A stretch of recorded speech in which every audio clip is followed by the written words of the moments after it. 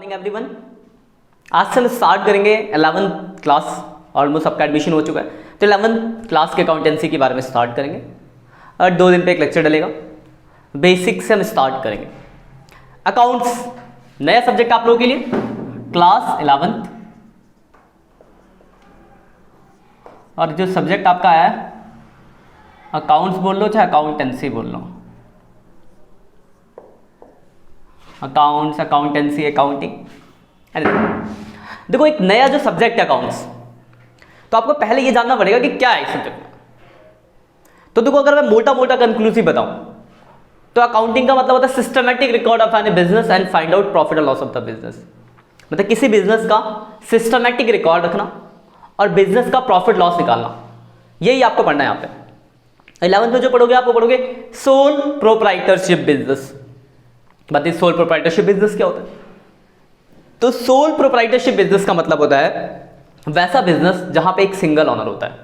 जैसे मैंने एक राशन की दुकान खोली, मैं मालिक हूं, सोल प्रोप्राइटरशिप बिजनेस। मेरी एक आइसक्रीम की शॉप है, एक आइसक्रीम पार्लर है। मतलब वैसे बिजनेस जहां पे एक सिंगल मालिक होगा उसे बोलेंगे सोल प्रोप्राइटरशिप बिजनेस।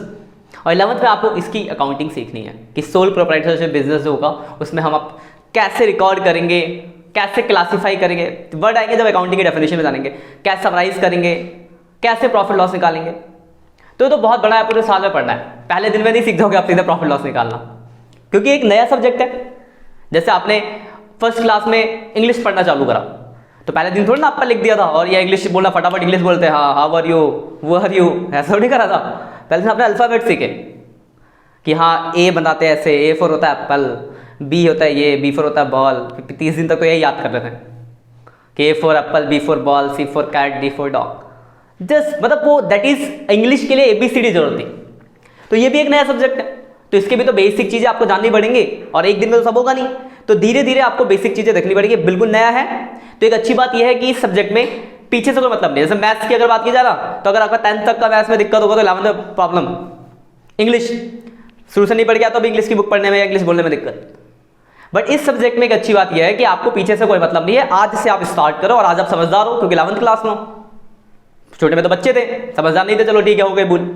पर लेकिन आज से अगर आप खराब करोगे तो फिर ये सब्जेक्ट इतना खराब हो जाएगा कि पता है मजा नहीं आएगा। लेकिन अगर आप बेसिक चीजों को अच्छे से कॉन्सेप्चुअली सीख के चीजों को याद रख के चलोगे, चीजों को समझ के चलोगे, तो ये आपको आज बहुत आसान लगने वाला है। और एकदम बहुत आसान सब्जेक्ट है, आराम से पढ़ोगे मस्त समझ में आएगा। तो एक छोटी सी कहानी से समझते हैं, स्टार्ट करते हैं और बेसिक टर्म्स की हम बात करेंगे और धीरे धीरे चलेगा। एक दिन में नहीं होगा, थोड़ा हम आज नहीं है, कुछ अगले दिन कुछ अगले दिन ऐसे करके जानेंगे। बस एक बात ध्यान रखना, जो क्लास में पढ़ो उस दिन क्लियर हो जाना चाहिए। कोई दिक्कत हो तो उसको क्लियर कर लो। पेंडिंग लेके चलोगे तो फिर ये बहुत बड़ा पहाड़ बन जाएगा। धीरे धीरे थोड़ा पढ़ो, अच्छे से पढ़ो, क्लियर करके चलो, बहुत आसान लगने वाला है सब्जेक्ट। तो देखो एक छोटी सी बात समझते हैं। मैंने एग्जांपल लेता हूं, मान लो एक राम है, ठीक है। लड़का बनाना तो मुझे आता नहीं है, थोड़ा सा बना दिया मैंने जैसा दिख रहा है। ये राम को ना अपना एक बिजनेस स्टार्ट करना है, कोई भी बिजनेस। मान लो एक आइसक्रीम पार्लर खोलना है। तो देखो किसी को जब अपना बिजनेस स्टार्ट करना होता ना, तो सबसे पहला पता है वो क्या कैलकुलेशन करता है कि कितना पैसा लगेगा मुझे अपना बिजनेस स्टार्ट करने में। तो राम को लगता है कि उसको अपना बिजनेस स्टार्ट करने के लिए 1 लाख रुपए की रिक्वायरमेंट है। अब देखो 2 बातें हो सकती है, या तो पूरा 1 लाख रुपए उसके पास उसने लगाया, बिजनेस स्टार्ट किया, चला चालू। या फिर दूसरी बात, उसके बाद कुछ पैसा होगा तो कुछ वो मार्केट से कहीं से उधार लेगा, बैंक से मांगेगा, अपने दोस्त से मांगेगा, मतलब कहीं से उधार लेगा। तो एक सपोज करो उसने 60,000 रुपए खुद लगा दिए, तो चाहिए तो एक, तो बाकी उसने 40,000 मार्केट से किसी से उधार लिया। तो जो ये 60,000 रुपए उसने खुद लगाया उसको बोलते हैं कैपिटल। आपने अकाउंट्स का पहला वर्ड सीखा कैपिटल। क्या मतलब होता है कैपिटल का? Capital money invested bye owner into the business. मतलब जो पैसा मालिक लगा रहा है बिजनेस में उसे बोलेंगे कैपिटल। मतलब जो पैसा यहां मालिक कौन है? राम है, राम इज द ओनर या प्रोप्राइटर। प्रोप्राइटर वर्ड यूज किया होता है। तो राम ने जो पैसा इन्वेस्ट किया बिजनेस में, मालिक ने पैसा इन्वेस्ट किया, उस वर्ड को बोला जाएगा कैपिटल। तो आपने अकाउंट्स का पहला वर्ड सीखा कैपिटल। कैपिटल का मतलब क्या होता है? Money invested bye owner into the business. जो पैसा मालिक बिजनेस में लगा रहा है। मैं बात को 4 बार रिपीट इसलिए कर रहा हूं क्योंकि नई चीज है, क्लियर रह के चलो। जैसे हम बचपन में ए फॉर एप्पल को 10 बार रिपीट करते थे, वैसे समझो। कोई दूसरा वर्ड, जो पैसा आपने उधार लेके लगाया है तो उसे बोला जाता है लायबिलिटीज। क्या है लायबिलिटीज? वो पैसा जो आपने कहीं से भी उधार लिया है, जो आपको इन फ्यूचर वापस करना पड़ेगा। मतलब जो आपकी देनदारी है, जो आपका खुद का नहीं है, आपको देना पड़ेगा। आपने लिया उधार, वो आपकी लायबिलिटीज। और इससे हम खरीदेंगे बिजनेस की प्रॉपर्टी, तो वो हो जाएगा एसेट्स।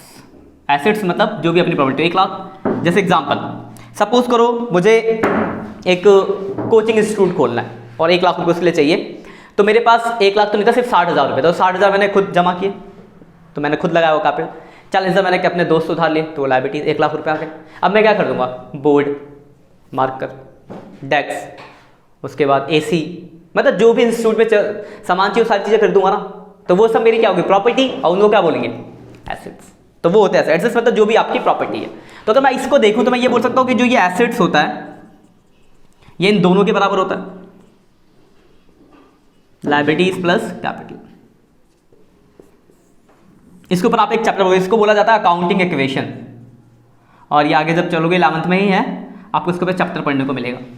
यानी अभी तक देखो आपने देखा कंक्लूसिव, आपने 3 वर्ड के बारे में सीखा, कैपिटल, लायबिलिटीज और एसेट्स। कैपिटल मतलब जो पैसा मालिक इन्वेस्ट कर रहा है, लायबिलिटीज जो आपने उधार लिया जो आपको इन फ्यूचर वापस करना पड़ेगा, और एसेट्स जो भी आपकी बिजनेस की प्रॉपर्टी है।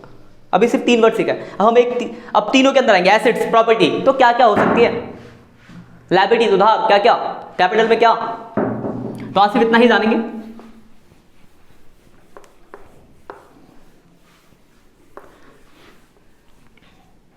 पहले हम बात करते हैं एसेट्स की, फिर बात करेंगे लायबिलिटीज की,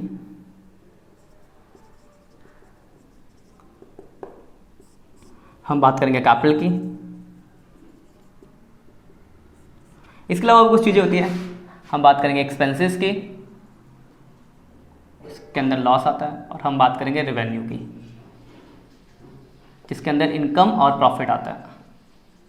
आप बोलोगे सर ये 2 बातें आपने नहीं क्या लिख दी, करते बात इस पर भी। देखो एसेट्स, लायबिलिटीज, कैपिटल तो आपको क्लियर था। एक्सपेंस मतलब जो भी बिजनेस का खर्चा होता है, rent paid, salary paid, wages paid, expense. इनका रेवेन्यू जो भी इनकम जो आ रहा है, रेवेन्यू। इन 5 चीजों में क्लासिफिकेशन होती है, इसको बोला जाता है मॉडर्न अप्रोच। मॉडर्न अप्रोच मतलब आज के जमाने में जो क्लासिफिकेशन होती है अकाउंटिंग की, वो 5 चीजों में ही होती है। कोई भी वर्ड अगर दिया गया तो वो या तो वो एसेट्स होगा, या फिर वो लायबिलिटीज होगा, या फिर वो कैपिटल होगा, या फिर वो एक्सपेंस होगा, या फिर वो रेवेन्यू होगा। एक ट्रेडिशनल अप्रोच भी था पुराने जमाने में, तब ये नहीं होता, तब रियल पर्सन नाम लगता था। क्या था जब हम पढ़ेंगे तो बात जानेंगे उसके बारे में। अभी हम मॉडर्न अप्रोच से देख रहे हैं। तो अभी आपने सिर्फ 5 वर्ड के बारे में सुना, assets, liabilities, capital, revenue, expense. अब इसके अंदर क्या क्या आ सकता है इसकी बात करते हैं। देखो कुछ एसेट जिसके नाम आप जानते हो, जैसे cash, bank, machinery, building, furniture, land, investment. देखो ये सब वर्ड आपको बताऊंगा, इन्वेस्टमेंट कहीं पैसा इन्वेस्ट करना, तो ये सब ऐसे वर्ड है जो आपको पता, लेकिन कुछ नए वर्ड आएंगे, जैसे स्टॉक या गुड्स। क्या होता है स्टॉक या गुड्स, ये वर्ड आपने सुना होगा। स्टॉक, हम कोई अमेजोन, फ्लिपकार्ट इन सब पे शॉपिंग करते, कोई सामान होता तो लिखा होता आउट ऑफ स्टॉक, नहीं होता तो, या इन स्टॉक, या इतने स्टॉक लेफ्ट, ये सारे वर्ड यूज होते हैं वो किसी भी सामान के लिए। वहां पे चाहे एक मार्कर हो, चाहे एक पेन हो, चाहे एक टी-शर्ट हो, चाहे एक शर्ट हो, सबके लिए। तो है क्या, शर्ट के नीचे भी स्टॉक लिखा है, मशीनरी के नीचे भी स्टॉक लिखा है क्या। फिर किसी भी दुकान पे जाओ, राशन की दुकान पे क्या पूछा, भैया आटा, भाई स्टॉक तो खत्म हो गया आटे का। स्टेशनरी पे क्या, भैया एक मार्कर देना ही वाला, ये नाम दिया मैंने, कर भाई इसका स्टॉक तो खत्म हो गया।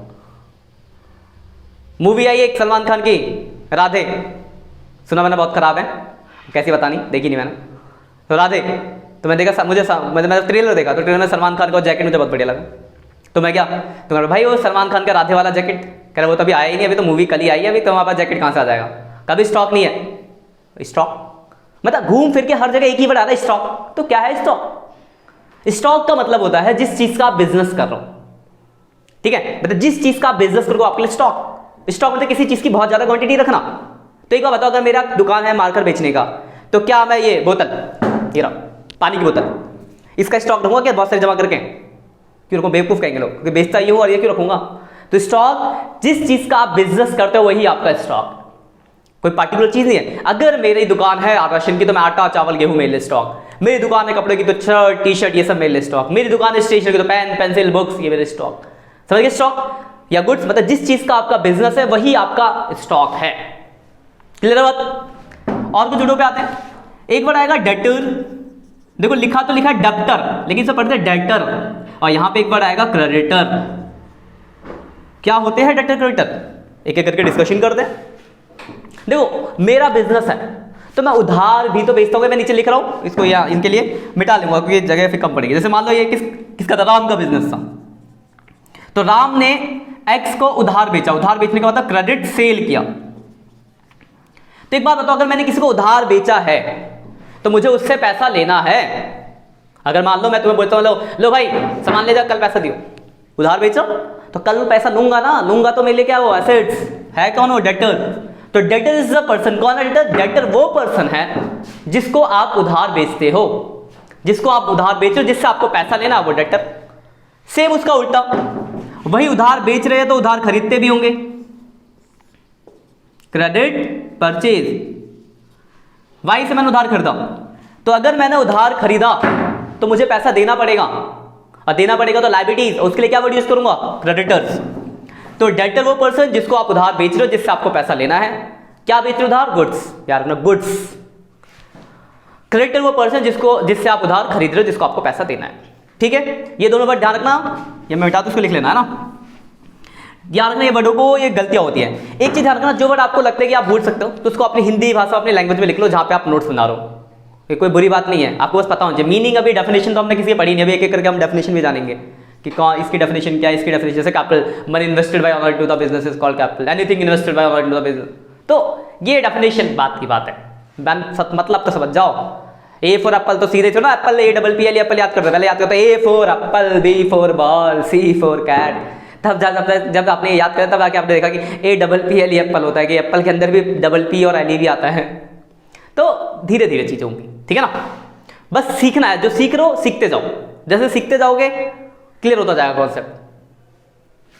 तो डेटर वो पर्सन जिसको आप उधार बेच रहे हो, जिससे आपको पैसा लेना है। क्रेडिटर वो पर्सन जिससे आपने उधार खरीदा है, जिससे खरीदा है, तो क्या करना पड़ेगा? पैसा आपको देना पड़ेगा, खत्म, सीधी सी बात है। उधार बेचा तो डेटर, दिमाग में रखो, उधार बेचा तो डेटर, उधार खरीदा तो क्रेडिटर, खत्म। एक और वर्ड आएगा, गुडविल। What is goodwill? ये क्या होता है गुडविल? सुना होगा आपने नाम गुडविल, और उसकी गुडविल बहुत अच्छी है, दुकान, सुबह दुकान खोलते ही सारा सामान बिक जाता है। ऐसा सुना होगा आपने, बड़ी पे नहीं सुना तो नया है तो सुन लो। गुडविल यानी किसी की रेपुटेशन, किसी का नाम। आपने YouTube पे सर्च किया संजीव अकाउंटेंसी क्लासेस और आके मेरा ये वीडियो देख रहे हो, किसी ने आपको बताया या आप मुझे पहले से जानते हो, तभी तो पता है। एक नाम सुना किसी के, हाँ वो सर है ना, वो बहुत अच्छा पढ़ाते हैं, तो जाके सुन लेते हैं, देख लेते हैं। या जो मेरे पे ऑफलाइन क्लास में बच्चे आते हैं तो नाम से रेफरेंस किया, बच्चा वो पढ़ के आया, अरे सर बड़े बढ़िया पढ़ाते, चले जाओ। ये क्या है? गुडविल। नाम किसी का मार्केट में अच्छा नाम गुडविल।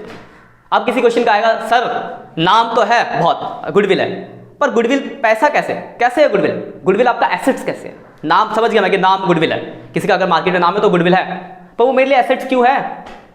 एसेट्स तो प्रॉपर्टी होती है, तो नाम कैसी प्रॉपर्टी? तो एक छोटा सा एग्जांपल देता हूं। सपोज करो मेरे को एक बर्गर की शॉप खोलनी है, ठीक है, और मुझे पता है कि मैकडी जो है वो बर्गर के लिए फेमस है, या बर्गर किंग बर्गर के लिए फेमस है। तो क्या मैं अपने घर के बाहर मैकडी या बर्गर किंग का बोर्ड लगा के बर्गर बेच सकता हूं? मतलब अपनी शॉप के बाहर विदाउट उनके परमिशन के? नहीं कर सकता।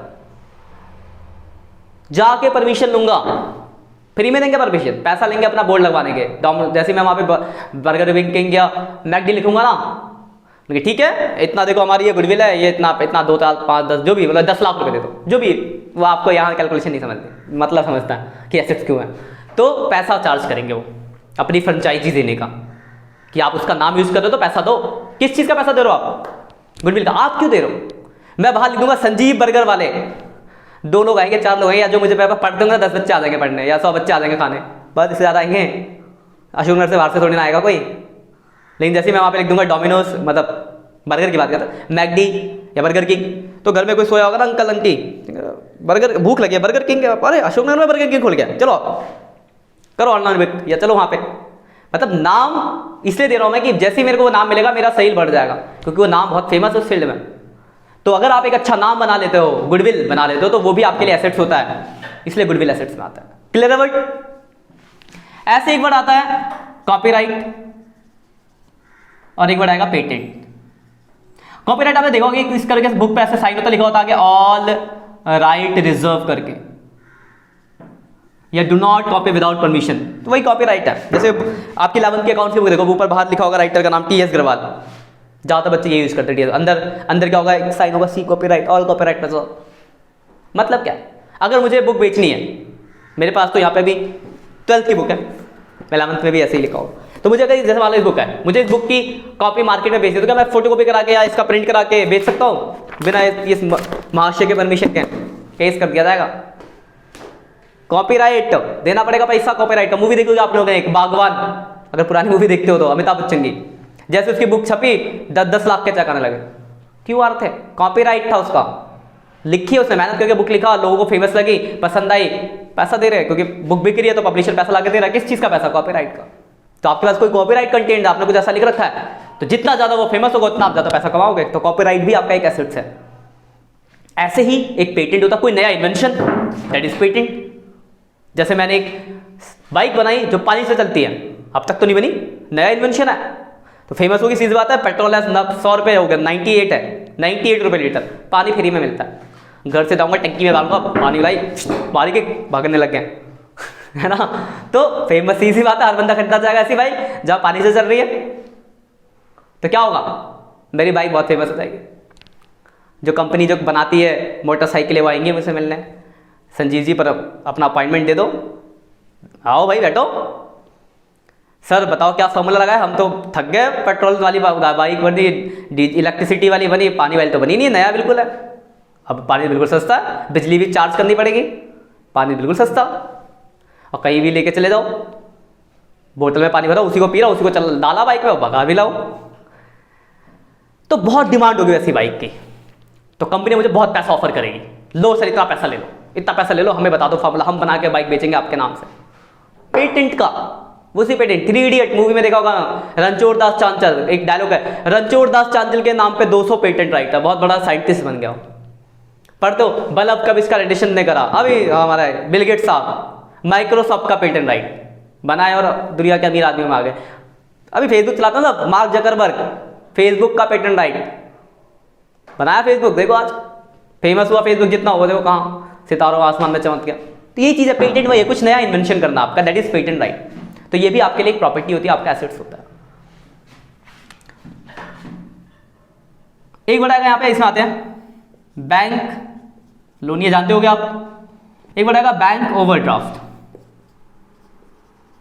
तो व्हाट इज बैंक ओवरड्राफ्ट? देखो बैंक का अगर पॉजिटिव बैलेंस है तो उसे बोलते हैं बैंक, बैंक का नेगेटिव बैलेंस है तो उसे बोलते हैं बैंक ओवरड्राफ्ट। याद रखना ये फैसिलिटी सिर्फ करंट अकाउंट में ही होती है। आपको अगर अपने बैंक में पैसा जमा करने का स्लिप भरा होगा तो 3 तरह के अकाउंट होते हैं, एक होता है फिक्स डिपॉजिट, एक होता है आपका सेविंग अकाउंट जो हम लोगों का जनरल है, और एक होता है करंट अकाउंट। तो करंट अकाउंट में एक ओवरड्राफ्ट फैसिलिटी होती है, लाइक क्रेडिट कार्ड, लिमिट दी गई है, शॉपिंग करो, पैसा बाद में भरना। वैसे ओवरड्राफ्ट में होता है कि आप अपने डिपॉजिट अमाउंट से ज्यादा पैसा निकाल सकते हो। ये फैसिलिटी सिर्फ किसी भी मतलब कंपनी को दी जाती है। जैसे मेरे ऑर्गेनाइजेशन संजीव गिरी क्लासेस को दी जाएगी, मैंने अपना अगर संजीव गिरी क्लासेस का अकाउंट खुलाऊंगा, करंट अकाउंट खुलेगा, ओवरड्राफ्ट दी जाएगी मेरे नाम को देखे, हाँ इतना ओवरड्राफ्ट, तो मैं नेगेटिव जा सकता हूं। तो अगर मेरे बैंक का बैलेंस नेगेटिव है तो उसे बोला जाता है बैंक ओवरड्राफ्ट। कैपिटल आप जानते ही हो, एक यहां पर ये देखो बिल्स रिसीवेबल, बिल्स पेबल, इसको शॉर्ट में बोलते हैं बीआर, इसको शॉर्ट में बोलते हैं बीपी। तो what is bills receivable and what is bills payable? Bills receivable का मतलब है, जैसे एग्जांपल मैंने किसको उधार बेचा, मुझे भरोसा नहीं हो पैसा देगा, तो मैंने एक कागज पे साइन वाइन करवा लिया, बोला हाँ कितने पैसा देगा, सर 3 महीने में दे दूंगा पैसा, कागज लिखते हैं, तो उस कागज में मुझे पैसा मिलना तो मिलेगा बिल्स रिसीवेबल, उसको पेमेंट कर, उसके लिए बिल्स पेबल। मतलब बिल्स रिसीवेबल एक तरह का टेम्पोररी एसेट्स है, मतलब money receive against bill is called BR, money payable against bill is called BP. 3 महीने बाद जैसे वो पैसा देगा ये बिल पे खत्म हो जाएगा। अगर मिलने वाला होगा तो एसेट्स खत्म होगा, पेमेंट कर लायबिलिटी, पेमेंट वाला होगा तो पेमेंट करो तो लायबिलिटी खत्म हो जाएगी। तो टेम्पोररी होता है, तो एसेट्स। कैपिटल आप जानते हो, दोबारा पैसा लगा सकता है मालिक, जरूरत तो एक ही बार लगाएगा, दोबारा लगा तो एडिशनल कैपिटल। एक बढ़ाएगा ड्राइंग। ड्राइंग क्या होता है? What is drawing? तो अगर हम बिजनेस से कुछ भी निकालते हैं, हम मतलब मैं नहीं है, हम मतलब मालिक, अगर मालिक बिजनेस से कुछ भी निकालता है अपने पर्सनल यूज के लिए तो उसको ड्राइंग कहते हैं। Anything should be taken by proprietor for their personal use is called drawing. जैसे एग्जाम्पल फॉर, मेरी एक आइसक्रीम पार्लर की शॉप है, तो एक बार मेरे घर वाले सब फैमिली मेंबर आए और पार्लर में बैठे, सबने आइसक्रीम खाई, क्या कोई पैसा देगा? नहीं तो सी बात है, क्यों देगा भाई, दुकान में मालिक ही हूँ तो पैसा क्यों देंगे मेरे घर वाले। पर जब मेरा अकाउंटेंट मेरा हिसाब किताब लिख रहा होगा तो लिखेगा ये 10 आइसक्रीम घर चली गई थी, किस नाम से दिखाएगा, ड्राइंग के नाम से। मतलब अगर मालिक बिजनेस से कुछ भी निकालता है अपने पर्सनल यूज के लिए तो उसे कहा जाता है ड्राइंग। ठीक है, जो एक्सपेंसेस में आते हैं, एक्सपेंस आप जानते हो, रेंट पता होगा आपको, सैलरी डेली बेसिस पे पे करते हो तो उसको बोलते हैं वेजेस, मंथली बेसिस पे सैलरी होती है आपकी, मजदूरी बोल सकते हैं वेजेस को। उसके बाद कैरेज, कार्टेज और फ्रेट, इनको समझते हैं, ये तीनों ही आपका ट्रांसपोर्ट कॉस्ट। अब ट्रांसपोर्ट कॉस्ट तो बहुत सारी होती है, यहाँ से मैं सामान ले जा रहा हूँ बगल वाली गली में तो भी ट्रांसपोर्ट कॉस्ट लगेगा, यहाँ मतलब ट्रांसपोर्ट एक जगह से दूसरे के सामान पहुँचाने का किराया, सीधी बात है ट्रांसपोर्ट। अब समझना डिफरेंट समझना, मतलब मान लो गाँव में लोग बैलगाड़ी, घोड़ा गाड़ी, थोड़ा सामान पहुँचाने के लिए इन सब का यूज करते हैं, उसके किराया को बोलते हैं कार्टेज, कम डिस्टेंस। थोड़ा यहाँ से लक्ष्मी नगर ले जाना था, मैंने टेम्पो ले लिया, उसका भी किराया पे करूँगा कैरेज। बल्क में क्वांटिटी ट्रक में, शिप में लोड करके भेज रहा हूँ, प्लेन में लोड करके, तो उसके किराए को बोलेंगे फ्रेट। क्वांटिटी का फर्क है, तीनों ही ट्रांसपोर्ट का किराया। एक नया वर्ड आएगा बैड डेब्ट्स। यहां देखो एक वर्ड था डेटर, अगर आपको याद हो कि एनीथिंग डेटर, अगर याद हो आपको एनीथिंग, तो अगर हम किसी को उधार बेचते हैं तो आपको उससे पैसा लेना है तो वो डेटर है। सपोज करो मैंने 50 लोगों को उधार बेचा, 2 लोग भाग गए पैसा लेके, हो गया लॉस, बैड डेब्ट्स। मतलब जो डेटर डिफॉल्टर बन जाता है तो वो बैड डेब्ट्स कहलाता है, तो आपका लॉस हुआ तो बैड यहां लिखा है। कमीशन पेड आपको पता ही चल गया होगा, और भी बहुत सारे खर्चे, मैं सारे नहीं लिख सकता यहाँ पे, बहुत जगह खत्म नहीं हुए कि खर्चे तो बहुत सारे होते हैं, कमीशन हो गया, इंटरेस्ट हो गया, ईटीसी लिख देता हूँ, धीरे धीरे आगे जब पढ़ते जाओगे नए नए वर्ड आते रहेंगे, इंक्लूड करते जाएंगे, खर्चे तो खत्म ही नहीं होंगे, खर्चे बहुत है, ये बस जस्ट फॉर आपको मतलब पता चल जाए। रिवेन्यू इसका उल्टा, जैसे रेंट रिसीव हो गया, कमीशन रिसीव,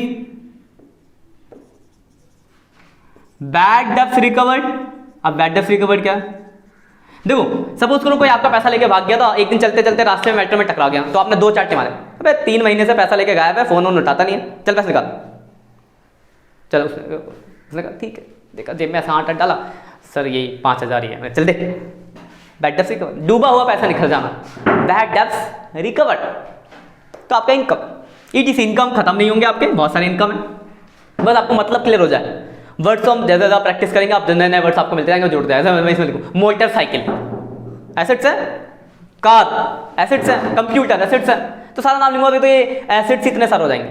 तो अभी हम बस थोड़ा बेसिक जान रहे हैं, धीरे धीरे वर्ड एडअप करते जाएंगे, कुछ नया ऐसा दिखेगा जो आपने सुना नहीं होगा, समझ लेंगे बाद में क्लास में। अब देखो कुछ 4 वर्ड और है जिनको थोड़ा सा गलती होती है, ध्यान से समझ लेना इन 4 वर्डों को। कभी कभार ऐसा होता है, पहला वर्ड है प्रीपेड एक्सपेंस।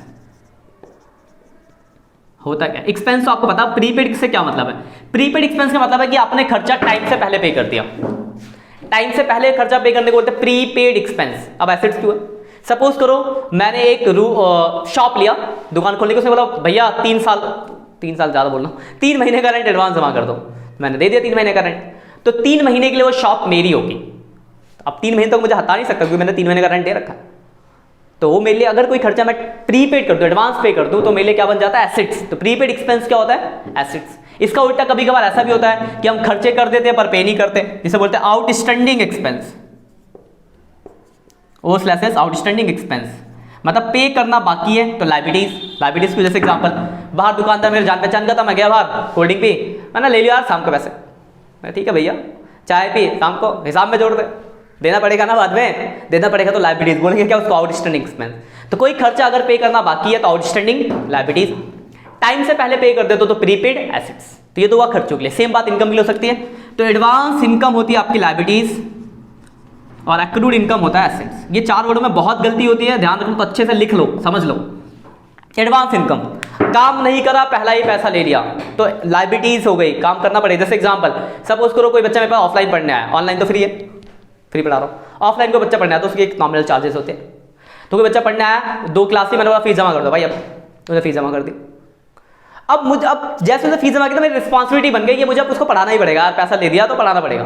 फीस नहीं दी होती तो कल मेरा मन था, मैं नहीं पढ़ा, मेरा मन नहीं पढ़ाने का, मैं ना जा रहा हूँ, सब कुछ छोड़ छाड़ के कहीं पे दूसरी जगह शिफ्ट होता हूँ और काम करूँ। लेकिन अगर मैं पैसा ले लेता हूँ तो that is my responsibility to take classes. क्यों?